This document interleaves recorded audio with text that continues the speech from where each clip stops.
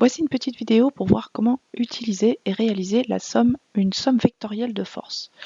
Alors tout d'abord, on va voir un petit peu le système que nous allons étudier. Donc il faut toujours définir le référentiel et le système.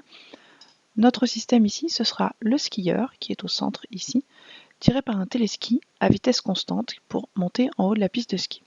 On considérera que le skieur et son équipement ont une masse totale de 95 kg. Alors on commence par définir le référentiel. Le référentiel d'étude ici, c'est le référentiel terrestre supposé galiléen. Je rappelle qu'un référentiel galiléen, c'est un référentiel dans lequel le principe d'inertie s'applique. Le principe d'inertie, c'est le principe qui nous dit que quand les forces qui s'exercent sur un système se compensent, le système est soit au repos, soit en mouvement rectiligne uniforme. Dans le cas du référentiel terrestre, si les mouvements sont suffisamment courts devant la période de rotation de la Terre, on peut considérer que le mouvement ne sera pas influencé par la rotation de la Terre et donc que le principe d'inertie pourra s'appliquer au système. Donc le référentiel terrestre est supposé dans ce cas galiléen. Le système d'étude, c'est le skieur plus son équipement, ses skis, ses habits, etc. On va commencer par faire le bilan des forces qui s'exercent sur le skieur. Bilan des forces, ça signifie préciser pour chacune des forces le point d'application, la direction, le sens et si c'est possible, sa valeur.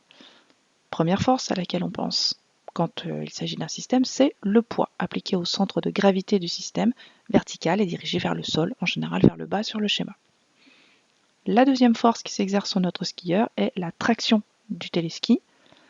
C'est une force de contact, elle est donc appliquée au point de contact entre le donneur, qui est le téléski, et le receveur, qui est le skieur, en l'occurrence les mains du skieur. Sa direction, c'est la direction de la perche et son sens vers le haut, puisqu'on amène le skieur vers le haut. Troisième force exerçant sur le skieur, c'est la réaction de la piste, appliquée au centre de la surface de contact entre le skieur et la piste, donc sous ses pieds en général. Elle est perpendiculaire à la piste et elle est dirigée vers le haut, puisqu'elle empêche justement cette piste, le skieur, de tomber vers le bas. Si on prend ces trois forces et qu'on en fait la somme vectorielle, c'est-à-dire qu'on additionne les vecteurs comme on le ferait en mathématiques, donc on additionne le vecteur R, le vecteur P et le vecteur T. On déplace donc les vecteurs, le vecteur R au bout du vecteur T, et ensuite le vecteur P au bout du vecteur R.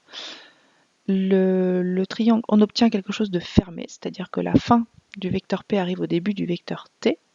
On peut donc dire que la somme vectorielle de ces trois forces est nulle. R plus P plus T en termes de vecteurs est égal à 0.